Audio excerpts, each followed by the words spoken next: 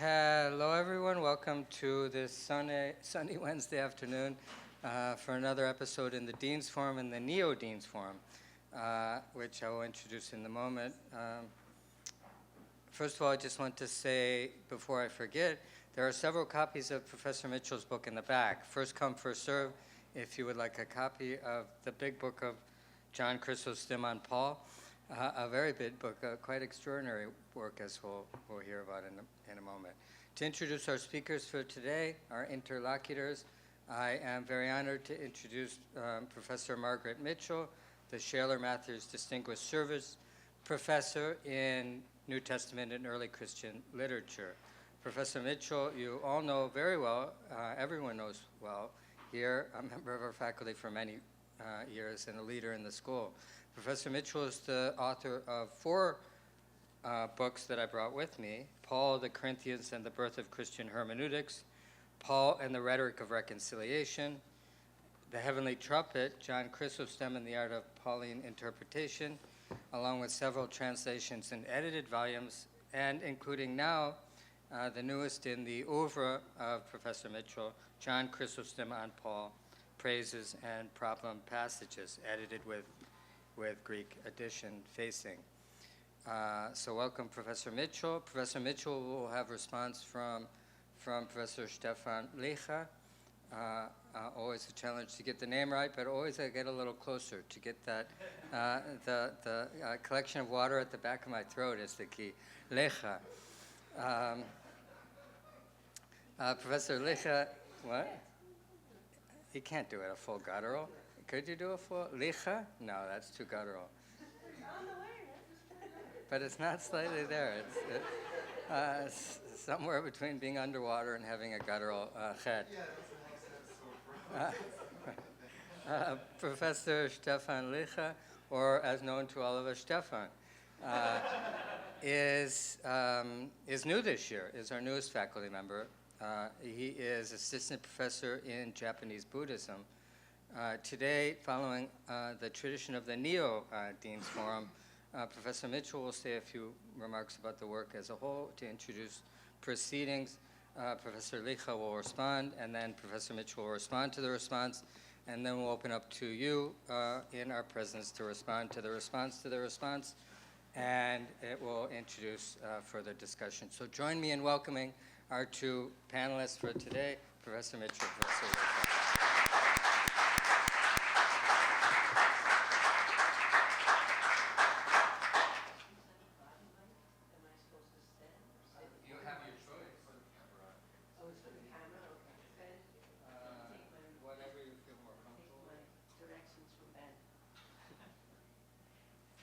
Thank you, Dean Robinson, for the invitation to do this.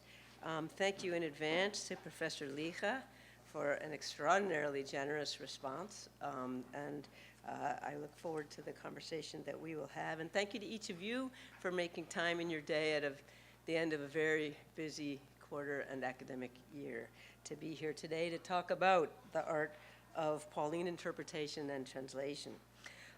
Very quickly, about a very big book.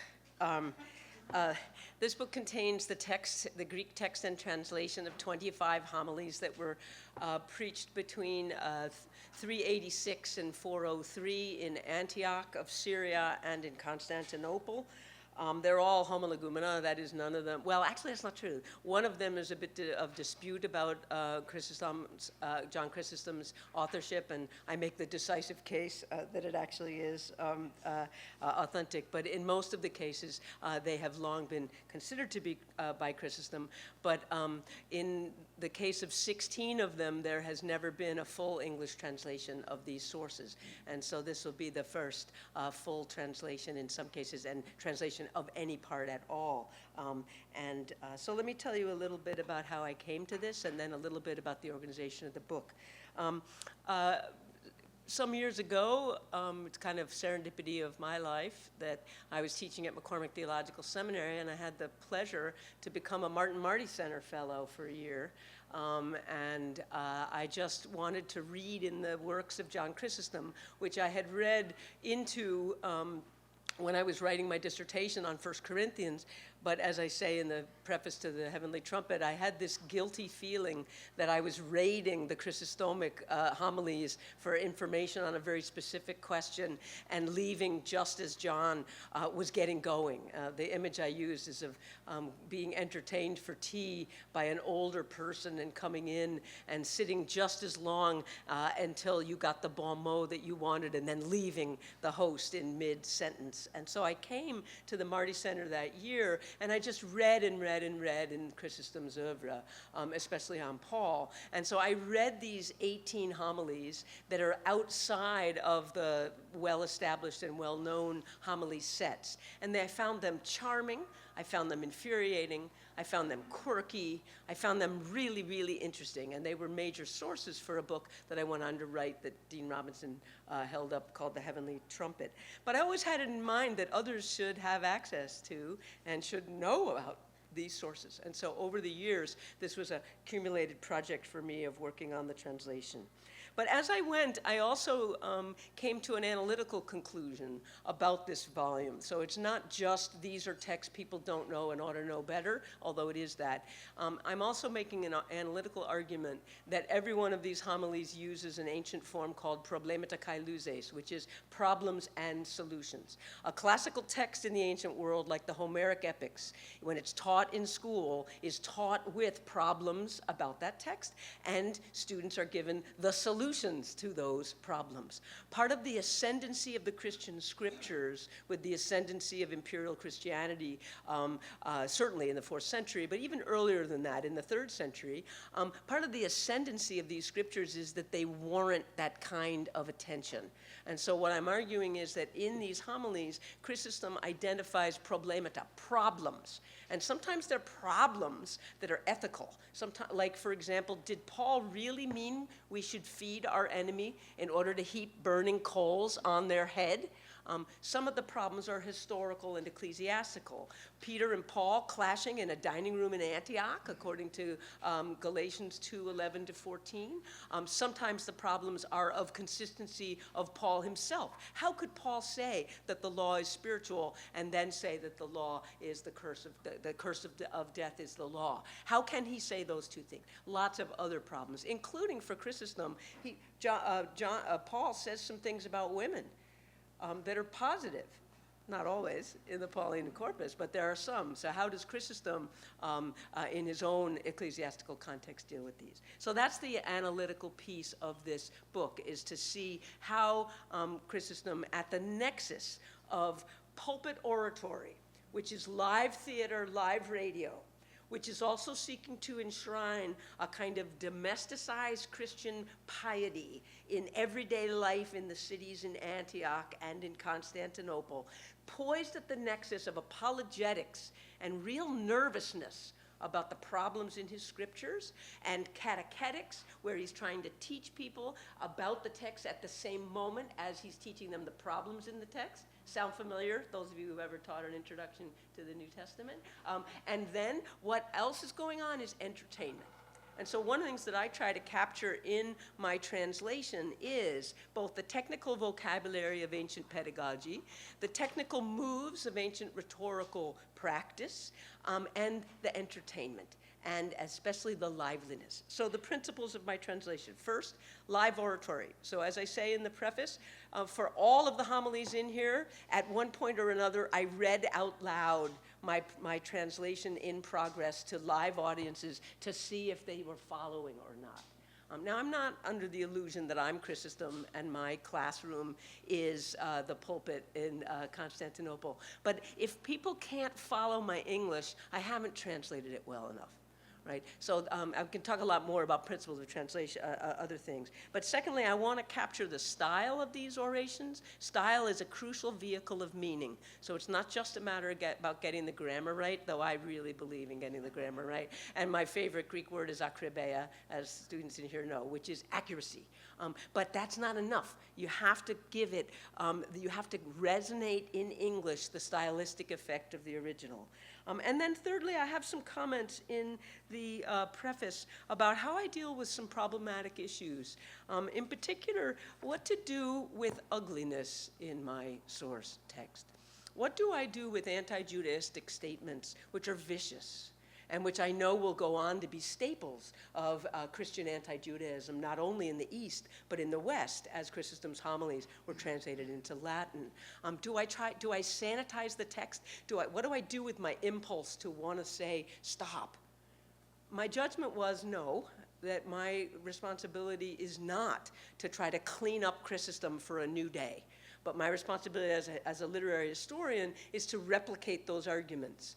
But at times also with some footnotes of my own, not of moral censure, because that's not my role. I'm a literary historian.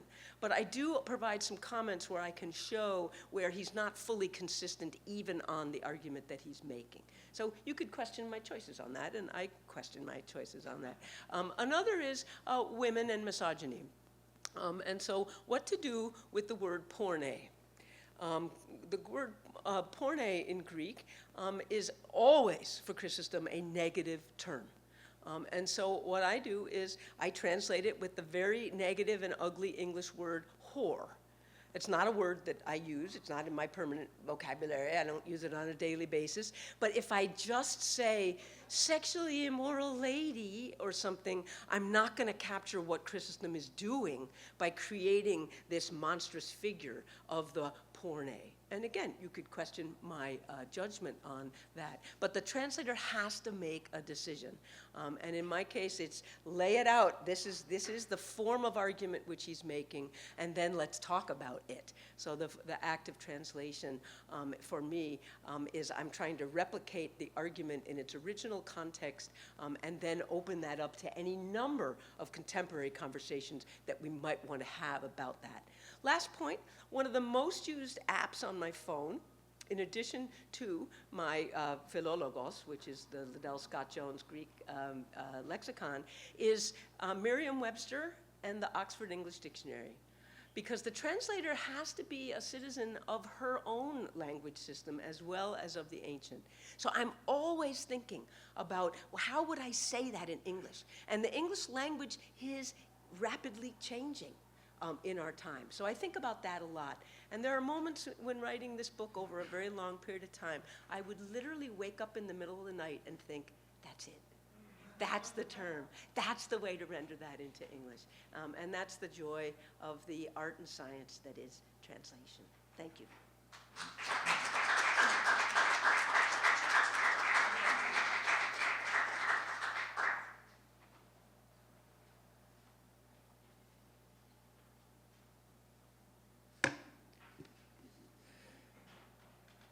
I am weak, poorly equipped and inexperienced in teaching by homily. But when I see you assembled, I lose sight of my weakness. I disregard my poor state, and I am not conscious of my inexperience. For such is the commanding power of your love. Now, that is not a, first-person reference here, but this is how Chrysostom opens one of his sermons in praise of the Apostle Paul. And as Margaret makes clear in her monograph, The Heavenly Trumpet, with Dean Robinson mentioned earlier, and again in her introduction to the volume of translation that we today so rightly celebrate, John Chrysostom, the homilist and Archbishop of Constantinople, spoke from love. Love for his audience, to be sure, and as he very frequently professes, but above all, love for the Apostle Paul. For Chrysostom, the chief of apostles, Paul, whom he ranks with the angels themselves, is the model and the exemplar of the Christian life. To preach on the deeds and words of Paul is to attempt, and I again am referring to a wonderful image of Margaret's here, is to attempt an act of magic. It's to make Paul present, to bring him back before us. It is, as Margaret aptly calls it, a necromantic love that commands Chrysostom to speak and to try to speak faithfully of the dead. It's a similar act of love, I would imagine, that must have sustained the writing of this present volume, which in actually no less than 850 pages gathers the Greek text of Chrysostom's homilies on the life and work of Paul, together with Margaret's own splendid and artful translations into English. As Margaret makes clear in the introduction, not only does the volume make available for the greater part these sermons for the first time in English, its focus on Chrysostom, on Paul, is also for the first time bringing together these specific texts in a unity, and thereby allows us to witness this intimate dialogue among the two saints. And it's not only the compulsion to speak or to write from love that John Chrysostom and Margaret Mitchell share.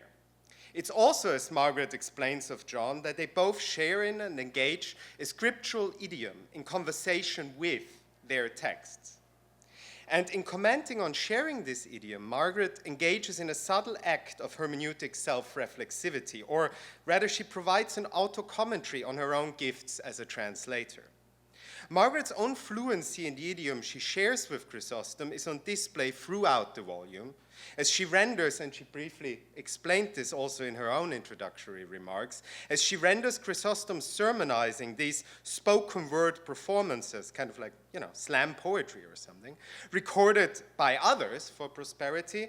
She renders them into the kind of mellifluous English that she herself compares to live radio, or perhaps the better kind of podcasting.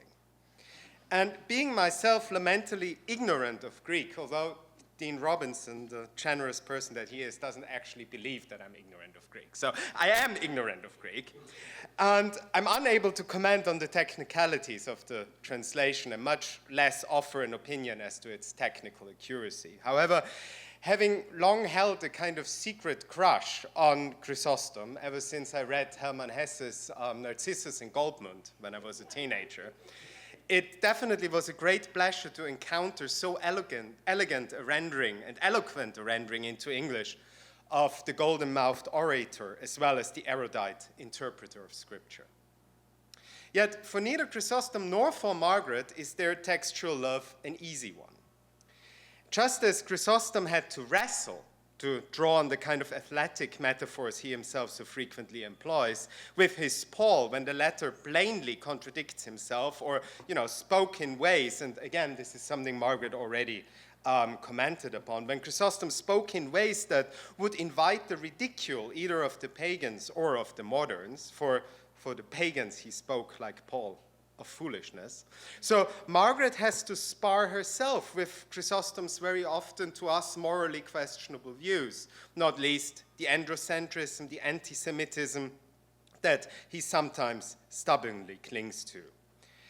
And in their eloquence and in their struggles, both, I would like to suggest, both John Chrysostom and Margaret Mitchell share, in a sense, a fate in common. They're both equally engaged, or perhaps they're both equally trapped in, to misquote Robert Frost, a lover's quarrel with the word. Being, as I pointed out above, unable to engage more closely with the many fascinating details of Chrysostom's sermons or Margaret's translation thereof, it's on the vicissitudes of this quarrel that I would like to focus a little bit more. Texts, as we all know, I think, are cruel lovers. For not only do they refuse to commit, they also refuse to make good and plain sense. On this point, at least, we as textual scholars have a lot in common with Chrysostom the presbyter and the preacher. For, as Margaret points out, for Chrysostom as for us, textual meaning is not a simple given, but it is fashioned in each moment of interpretative contestation or quarrel. What lies in the balance, Margaret continues, taking her cue from Chrysostom himself, is the essential hermeneutical question: where does meaning reside? In the text, in the reader, in the author? More interesting still, if I may add a question of my own, or two questions of my own. What is at stake in arguing this question in the first place for Chrysostom, but also for us as scholars? And how do these questions unite us, Chrysostom and us, draw us into a common hermeneutical space? And in this space, how do we still differ from each other, scholiasts and scholars, in addressing such questions? For Chrysostom, the hermeneutical problem takes on a kind of special urgency, for sloppy reading makes for heresies. In commenting on Paul's writings, each word, each phrase has to be parsed with minute care so as to avoid missing the saint's intent. And here Chrysostom labored under the same commandment as compelled another early great Christian reader, Augustine. And in his exposition of the Gospel of John, Augustine answered his own rhetorical question, do you wish to understand, with the command to believe? For God has said by the prophet, unless you believe, you shall not understand. Reading thus proceeds from belief and from love. Conversely, misinterpretation implies a lack of belief, of faithfulness, a blemished love. And consequently, for Chrysostom, inconsistency is error. And as Margaret points out, John cannot and will not accept that his beloved and saintly apostle erred. So any apparent problem, and this is returning to this genre of question and answers that Margaret already mentioned, any apparent inconsistency of Paul's text needs to be smoothened out. And Chrysostom responds to this requirement by introducing in his homilies a long list of sometimes seemingly completely trivial problems for no other purpose than to offer the solution, an elegant solution, and thereby restore the text's consistency, affirming both the faithfulness of his own reading and replenishing the faith of his audience. So nothing is too small to escape Chrysostom's exegetical seal. So starting from very real interpretive problems, such as contradictory scriptural injunctions, such as when Jesus at one point tells his followers not to even own a purse, and at another point tells them to have both a purse and a knapsack, a problem which Chrysostom solves through a very modernist appeal to a contextual reading of injunctions that takes into considerations to whom, when, and why they were uttered in the first place, all the way to puzzles that were seemingly minor as to why Paul chose to address Priscilla before her husband Aquila, a triviality that Chrysostom manages to extend into one of his morally questionable defenses of Presbyterian male privilege.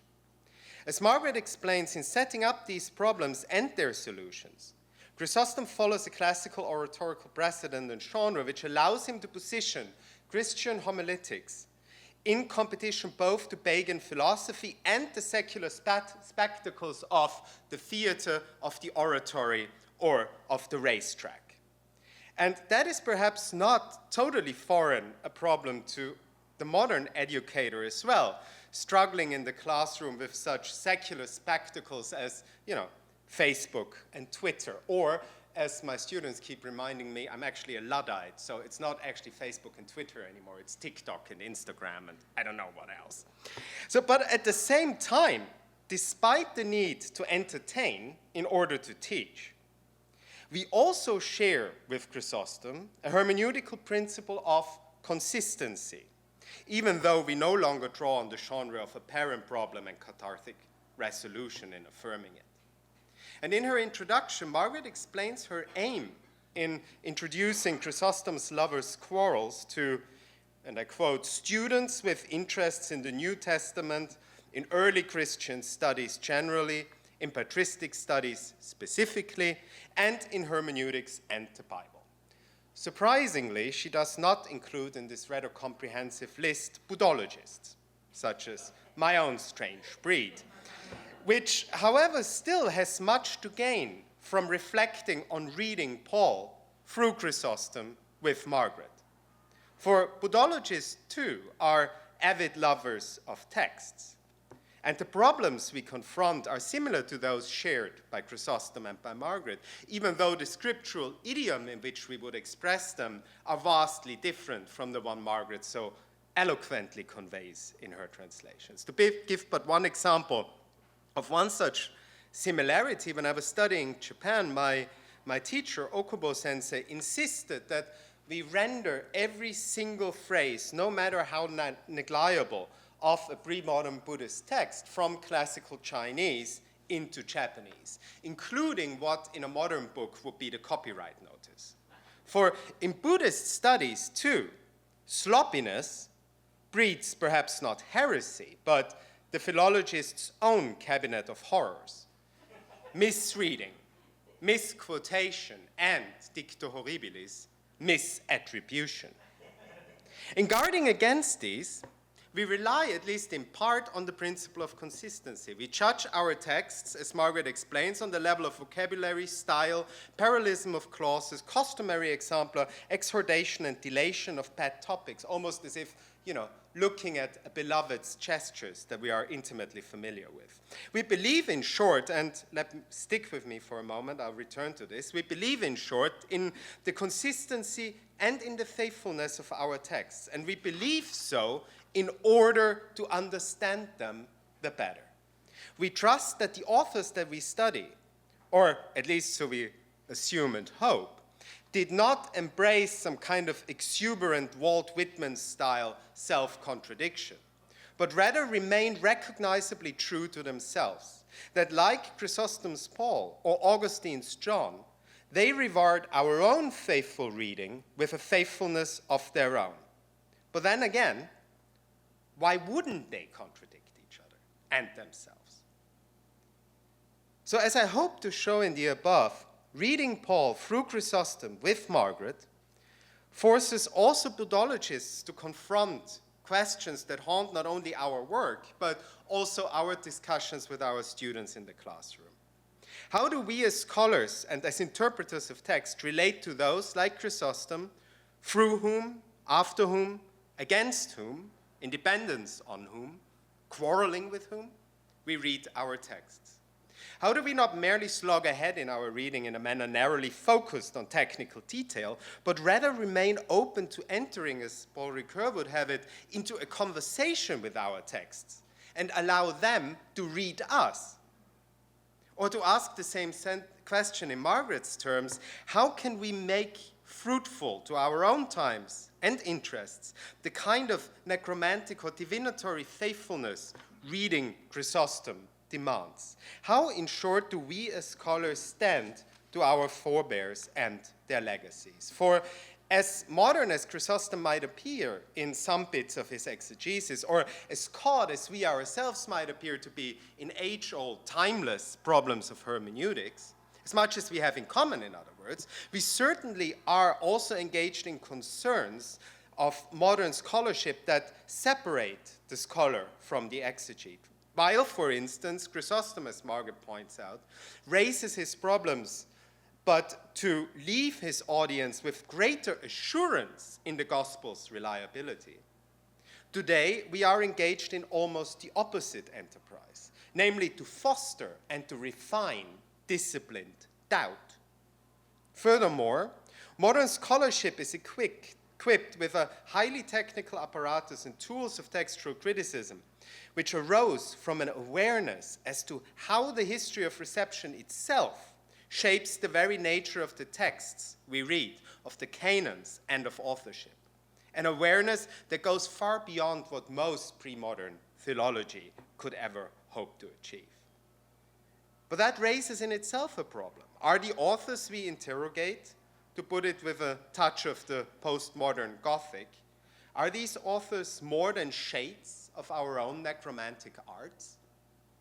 So in our day, as in Chrysostom's, and again I quote from the homily itself, from Margaret's introduction, a broad acquaintance with Scripture has been slighted and neglected, as educational demands shift to the spectacle and to the entertainment.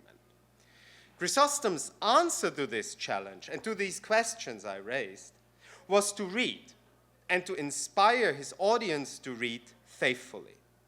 And is apparent from the sheer fact that over a millennium and a half later, we are still reading Chrysostom reading Paul. His strategy obviously worked. And through Margaret's splendid work of scholarship and of art, for translation, as she herself remarked, is an art as much as it is a technique, we can now enter together with Margaret in a dialogue among the sages that began 1,500 years ago, and through that start to reflect on our own position within the questions we raise. So taking stock of these questions, I would like, in her response to my response, before you respond to her response to my response, to the Dean's prompting, I would like to invite Margaret to share some more of reflections on the theme of what we today as scholars and as lovers of texts can learn from Chrysostom, and about how to inspire people to read faithfully, but also about to faithfully speak with and to speak for the dead. Thank you very much.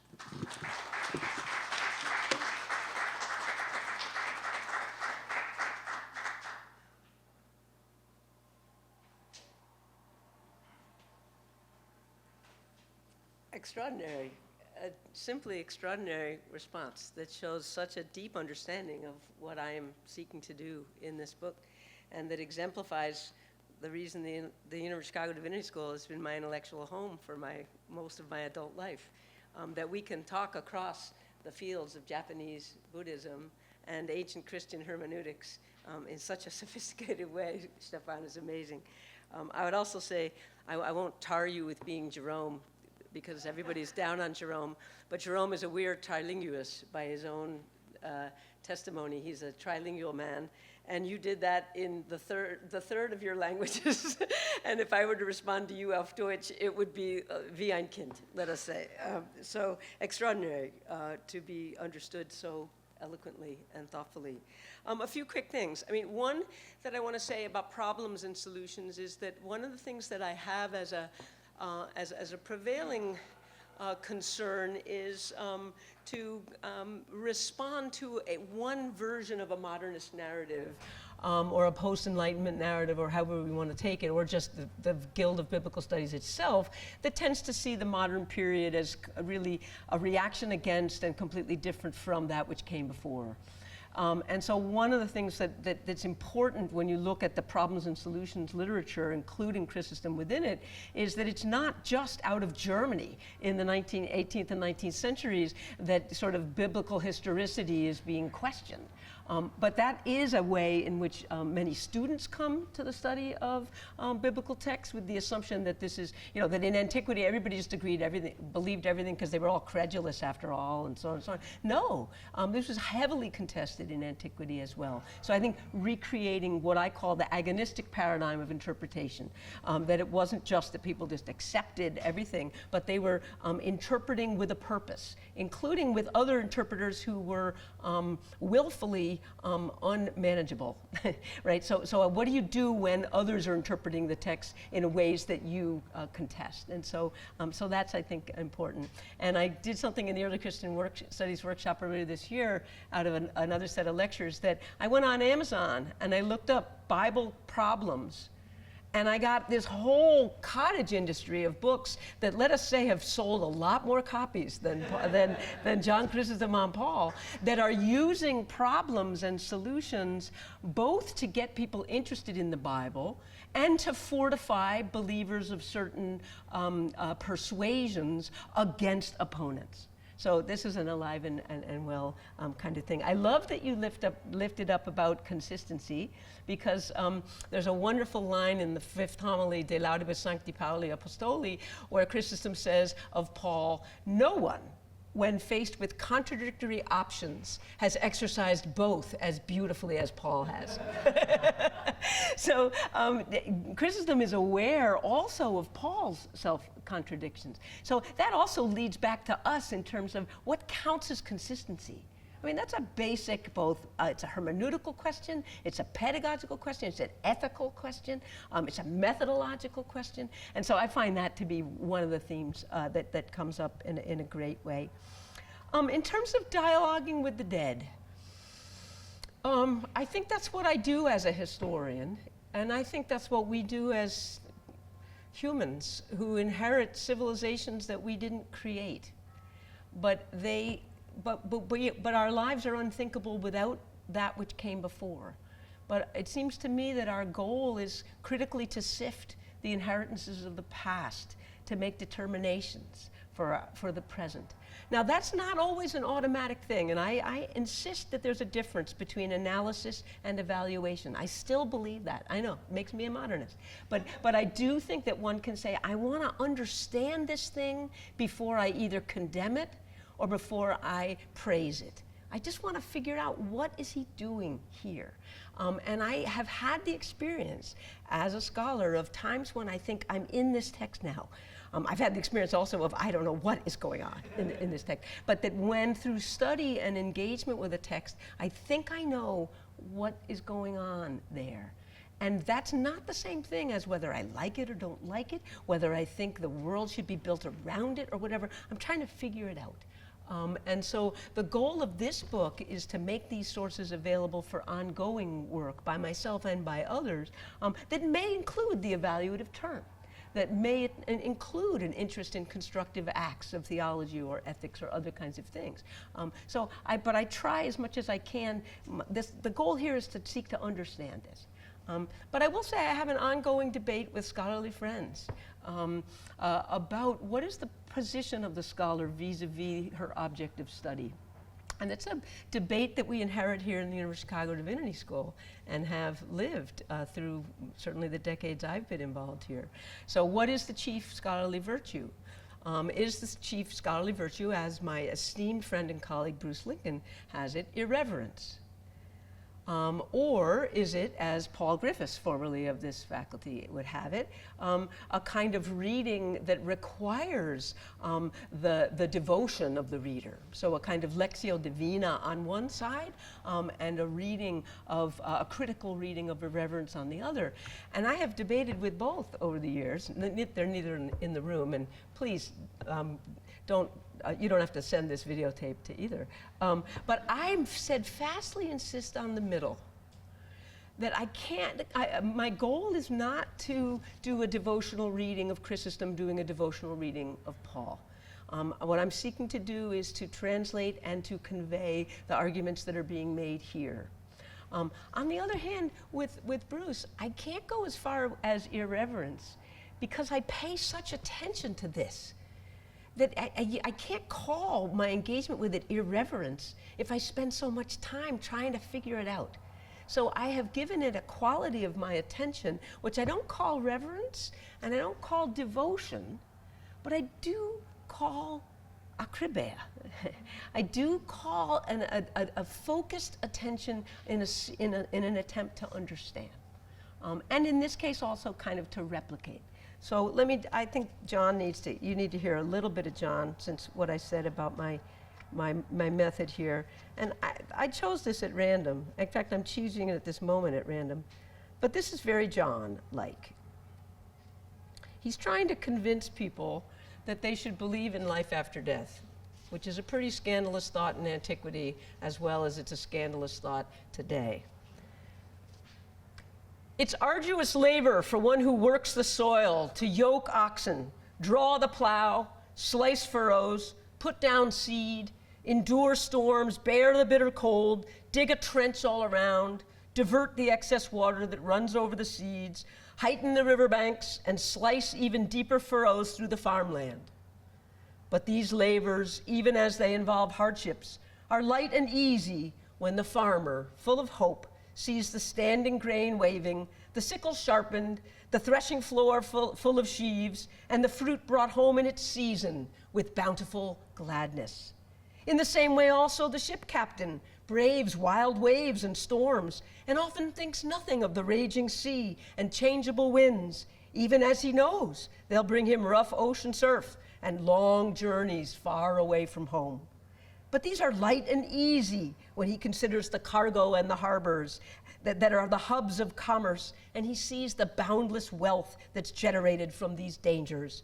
In the same way also a soldier bears wounds, withstands clouds of arrows, endures famine, bitter cold, long journeys away from home, and dangers in the line of battle.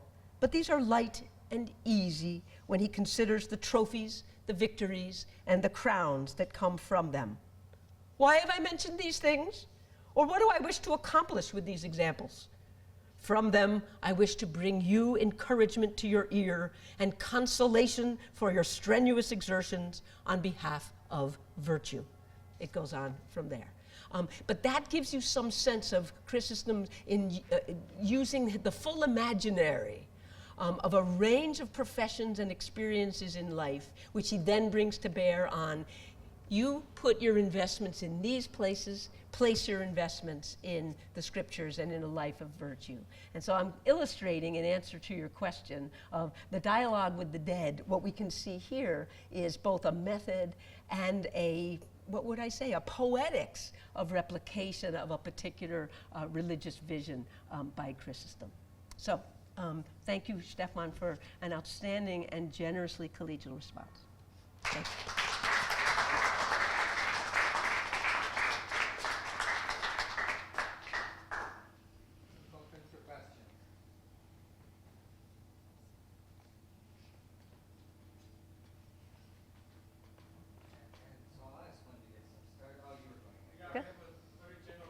Yes. So you identify yourself as a literary historian. Yes. How is that different from a biblical scholar? It's my way of being a biblical scholar, I guess. I mean, partly it has to do with the fact that I am a literary historian of the first 4 centuries. So I'm not only a scholar of the New Testament or a biblical scholar. Part of that is both my range of interests and the lucky opportunities I've had to work across some traditional boundaries. But part of that is also what I inherit as a scholar in these halls. That's Edgar Johnson Goodspeed next to Wendy Doniger over there.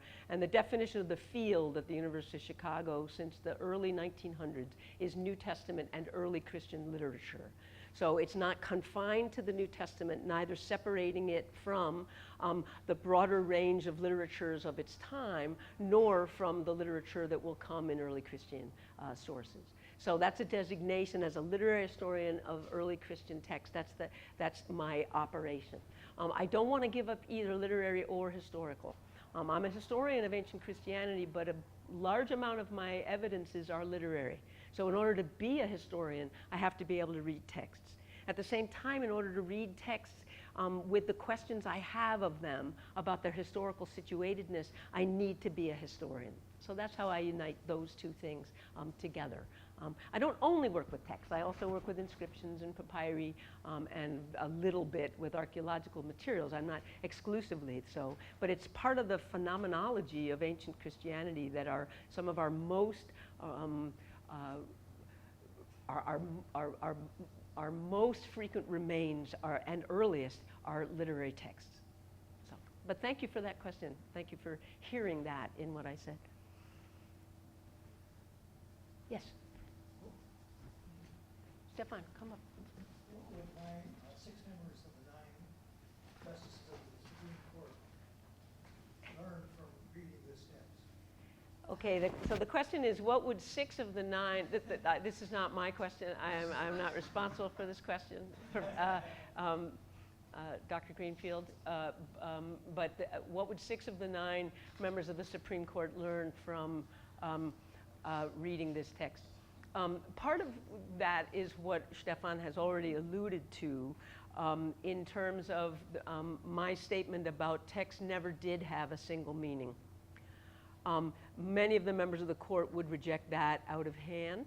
I locate originalism as a rhetorical topos that you can find already in Cicero's De Inventione, Book 2, which is that if you want to uphold your reading of the text, which means that you're focusing on a particular word, what you say is, all we do is we look at the text. Qui scriptum defendit. That's Cicero, right? But Cicero can say in the same turn, if the text as written doesn't work to your case, then you say, our forebears didn't write this text for children who could only read it literally.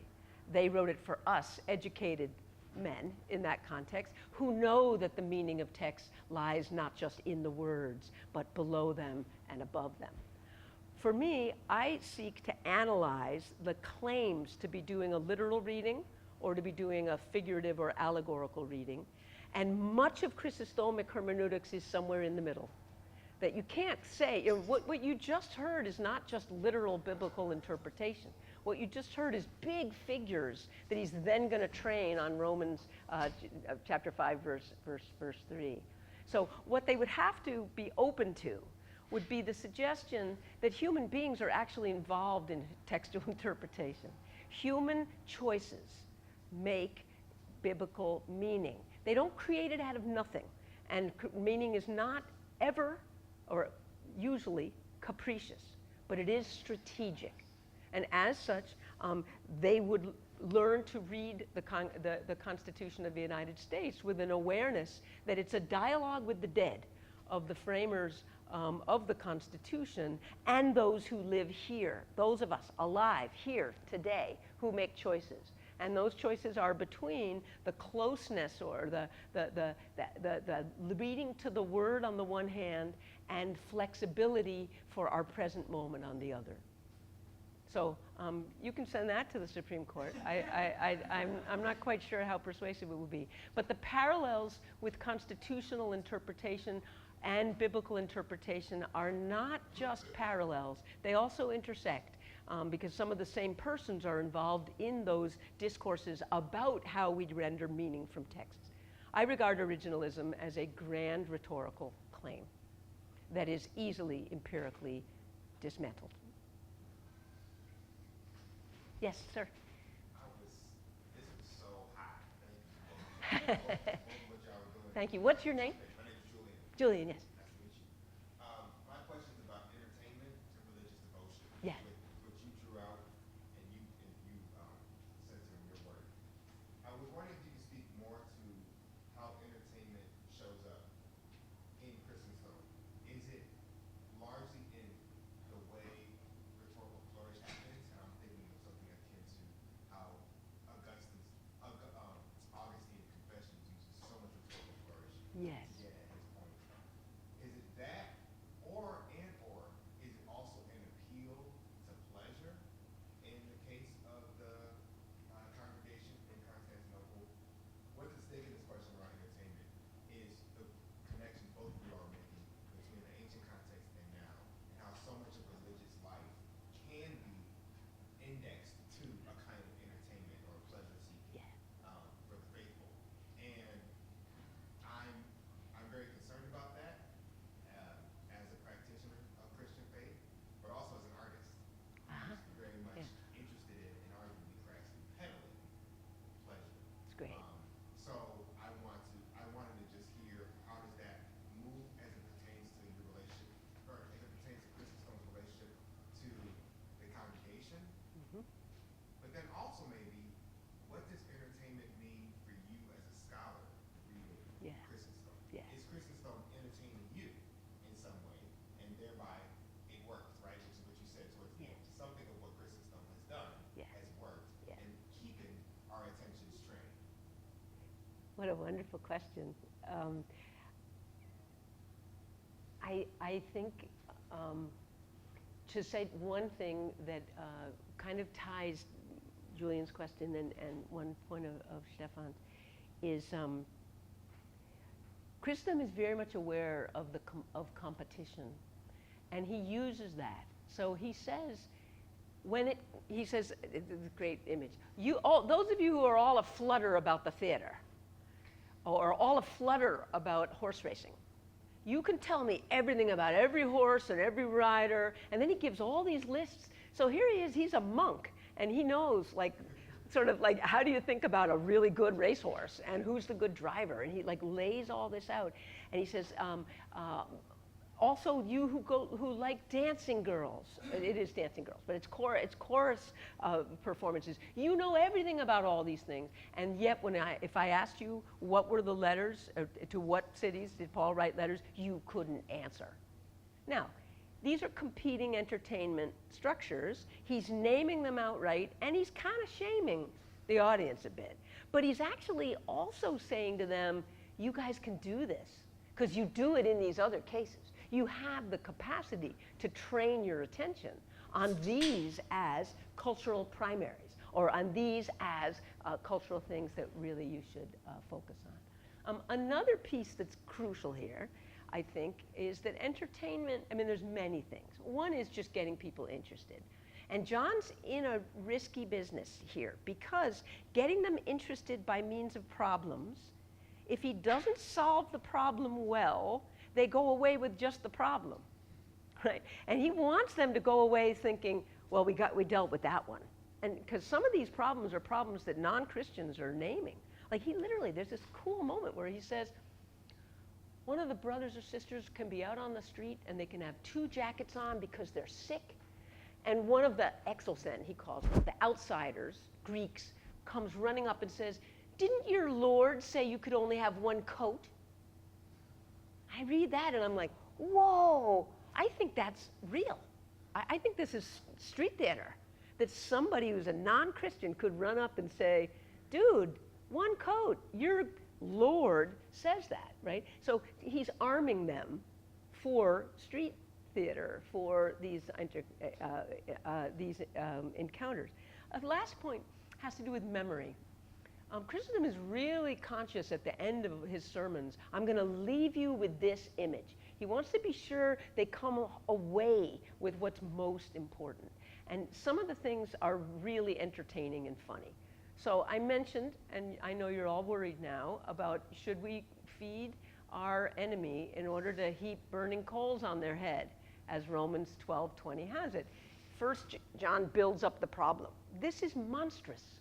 The idea that you would feed someone in order that they be destroyed is basically, it's a moral fault, both on the one who feeds and it's destruction for the one who gets fed, right? He builds up like, this is really, really bad. And if you haven't thought about that before, think about that, right? Is that the only reason to feed someone? Is it not? Any number of things. But what does John do? He says, Paul was aware of this. Paul was a moral philosopher, and he was a kind of behaviorist. And he knew it's too hard to get people to give up their enmity against their enemies. So what did Paul do? And now here's Chrysostom. Just like a fisherman doesn't throw their hook into the water without bait on it, Paul didn't hurl Romans 12:20 out into the ethical life of his congregants without the bait, which is the hope for the destruction of your enemy. And John says, and then, like a fish, they come along and they bite down on the hook of promised retribution by feeding their enemy. And then John says, and if you've ever fed your enemy, you know that when you lock eyes with them, you can't hate them anymore. Now, entertainment, the fish, it's a great image, but it's also really memorable, right? You're not going to forget that, or maybe you will, but I haven't forgotten that. So that's a key role, I think, of entertainment, is that it's not just for the moment, but that it carries forward. And I think Chrysostom is well aware of that. And you can see that in various places. That doesn't mean, though, that he always is open for humor. There are plenty of things which for him are deadly, deadly serious, and we don't laugh about those things. But anyway, do you think that's funny, the fish? Hilarious. I mean, I do. I like that, yeah. Yeah, right? I mean, it's great. And then he turns. And it's also just interesting in terms of Christian humor. And Lydia is going to be writing a dissertation on Christian humor, in early Christian humor. But one thing that's interesting about that is you could say, well, that's not particularly Christian. Anybody would write that. But then what Chrysostom does is he uses the word for hook and says that they literally get affixed like crucified Jesus to the other person by feeding. So you've got this big Christological Christian cultural content in the middle of what could be just a kind of funny joke that you can't get people to do what's right, so you got to bribe them to do what's right. Lots more to talk about too.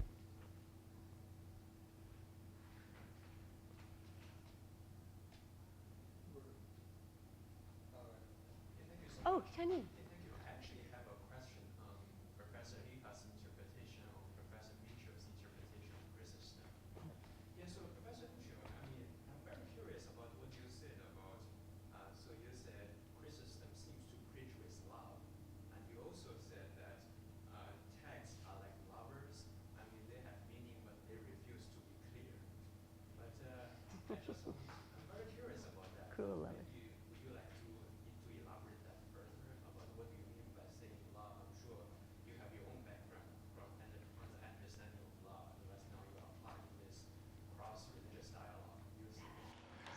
Well, now I get hooked on my own bait, I guess.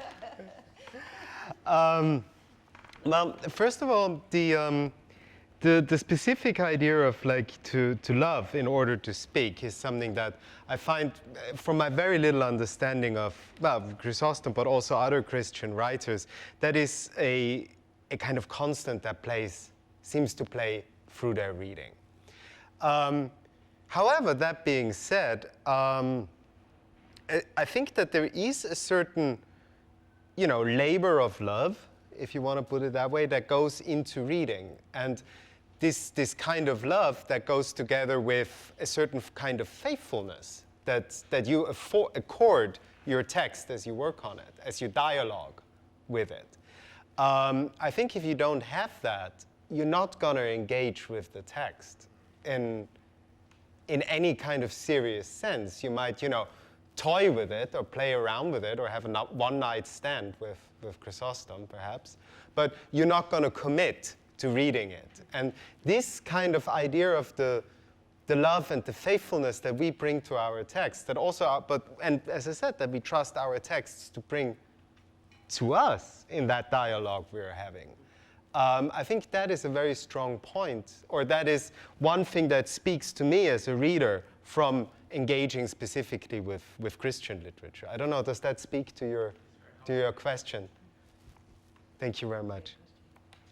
I mean, actually, Professor Mitchell, would you agree with that? So. Yes, I really do. I do. There's a lot of other questions we could ask about age-appropriate love, for example, right? I mean, like, when does one fall in love with certain things?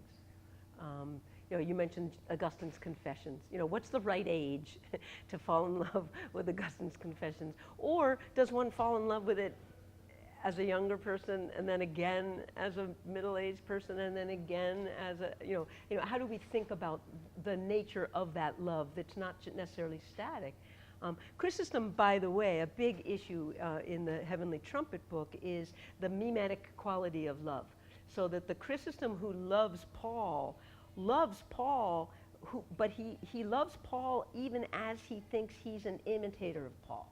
Because Paul said, "Mi metai mu genesta kathos kago Christou." Be imitators of me as I am of Christ. So Chrysostom claims he's an imitator of Paul. So when he loves Paul, he's in one way loving himself. And when he's being himself, he's in some sense loving Paul. That there's this kind of claim of mimetic engagement. So what's the relationship between the beloved and the lover in the act of interpretation? We could do a lot to talk about that. And not necessarily the dissolution of the self in the object of what one loves. But there is, in Christian texts, and I assume in Buddhist texts as well, there's a lot of reflection on the relationship between the self and the object of love. Thank you so much. Thank you.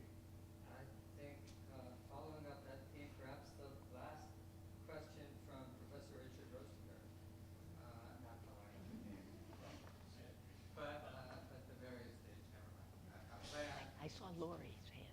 Oh, okay, two more questions. You had your hand up, right, Lori? Yeah. Yeah. So, I love watching you do this. I love watching you love this text.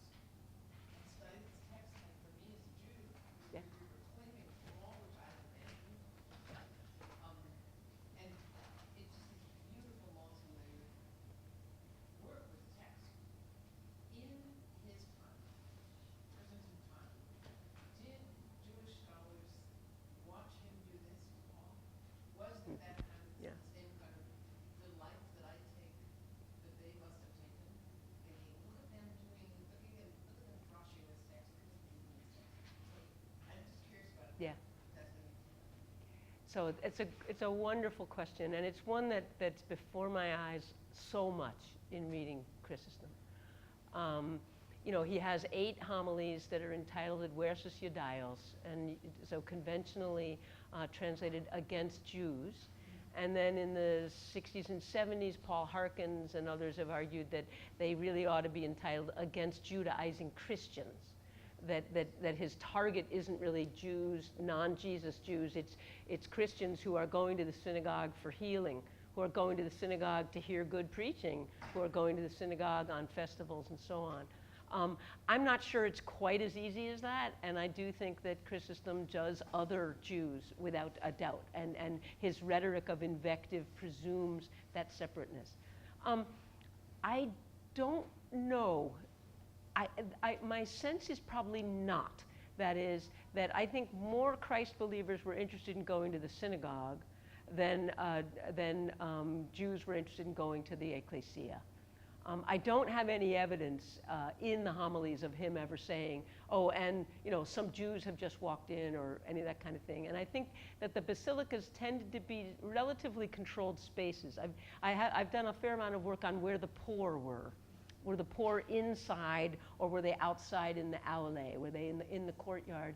And some of that requires that there was some choreography of the spaces. So I'm not quite sure that Jews would have heard him live in the basilica. But would they have heard the kinds of things that he said? Would they have known him as a public figure who heaped invective? I think yes. Another thing that's important to say is that religious life isn't only lived within those physical spaces. John is very aware of Jews dancing on Purim, for example, and he refers to them as they're dancing in the marketplace, in the agora. So he has some interactions with Jews, and he even, last point, on a very big and complicated topic, in the same homily that we were referring to with the fish, Chrysostom is complaining that the Christians aren't coming to church. And if they do come to church, they're not bringing all their friends and family. And so he's saying, at Easter you were all here, now you're not here, why didn't you come? You're not supposed to appear before the Lord empty-handed, right, quoting Deuteronomy and so on. And what does he do?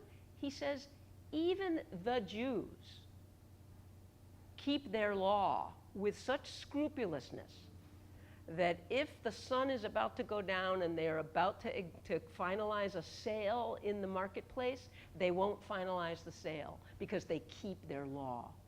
Now, that's an unwitting testimony from a non-admirer to the fact that Jews at Antioch are observing the Shabbat with care in the public spaces.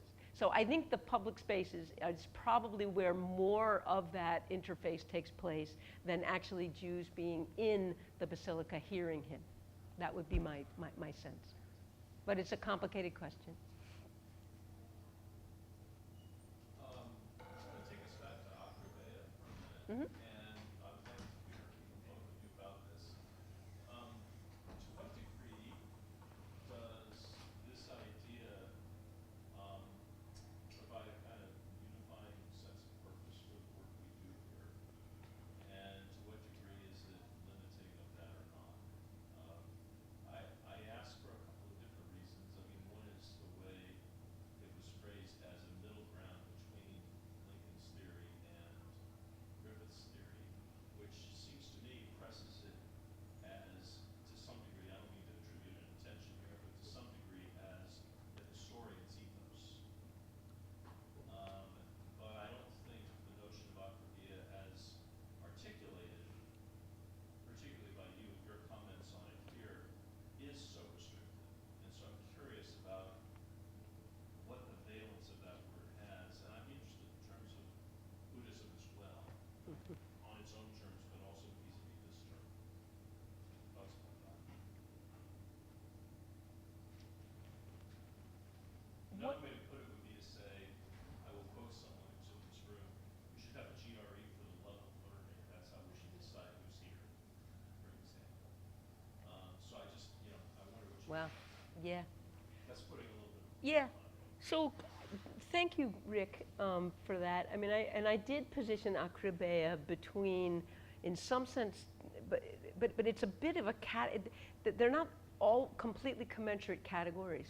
What this irreverence, and I mean, because Bruce would say he has acrobea, that he trains his irreverence with close attention to detail. And Paul Griffiths would say he trains his Lectio Divina, or the religious reading, right? Is that the title of the book? Is it religious reading? That he trains it with care. So, but the akribia itself, the Greek word, has multiple resonances.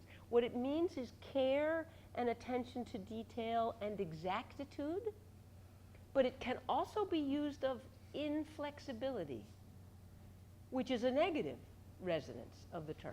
I am using it with an emphasis on the positive sense.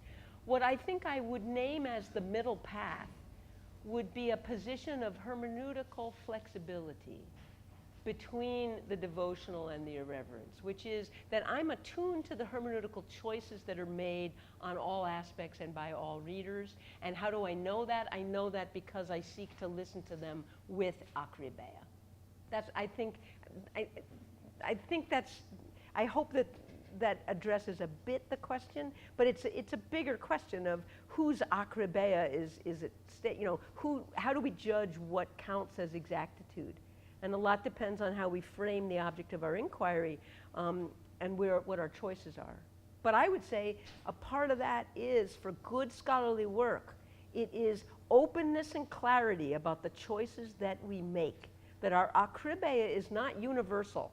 You can't be focusing on everything in the world at the same moment. So I think it is up to us to justify the focal point of our akribia. So that's an important qualification that I didn't make before, and I thank you for pressing that. Stephan, akribia. No, relate to it. I hadn't thought about that. I mean, one of the things that kind of comes into my mind, lifting off the much more sophisticated answer that Margaret just gave, is like, one of the things you have to balance is, on the one hand, the acribic. As I say, I don't know Greek, so I'm just going to stick with that. And the pedantic, on the other hand, right? They kind of slip into one another. And if you ask me how that would relate specifically to my work in Buddhist studies, I would say that there is particularly in the way I was trained, there is a very strong emphasis on the pedantic. So, for example, if you want to read a Chinese Buddhist text in Japan, you have to be able to pronounce it, which means to be able to actually render the thing on the fly from Chinese into Japanese. And sometimes a mistake as little as to read a certain character, instead of reading it as NU, to read it as NU, makes the whole difference on whether you're taken serious or not. So pedantics is just as like being cryptic about our reading. To become pedantic about it can be addressing exactly the problem of like it becoming a limiting factor, as you say. And I don't have a good answer to that. To me, the idea, and this is that was, apart from the fact that I'm a Hesse fan, and that kind of gave me an excuse to engage that a bit more. One of the images that I really do use very often when I think about my own work is to speak with the dead, because that's what I'm doing. I'm talking to guys, and they are guys, invariably, sorry. There are guys who have been dead for about 1,000 years in Japan, 1,000 miles away. So how do I listen to them? That is, for me, the guiding question and the guiding ethos with which I engage in my work here in the Divinity School, and in which I engage with John Chrysostom on Paul through Margaret. Thank you. Thank you. Professor Mitchell referred to Goodspeed in the middle of the room. I'd like to end by referring to Shaler Matthews here in the corner. And I've reflected on this portrait for many years, and I don't think I've ever seen him look so pleased. So please join me and Shaler Matthews in thanking our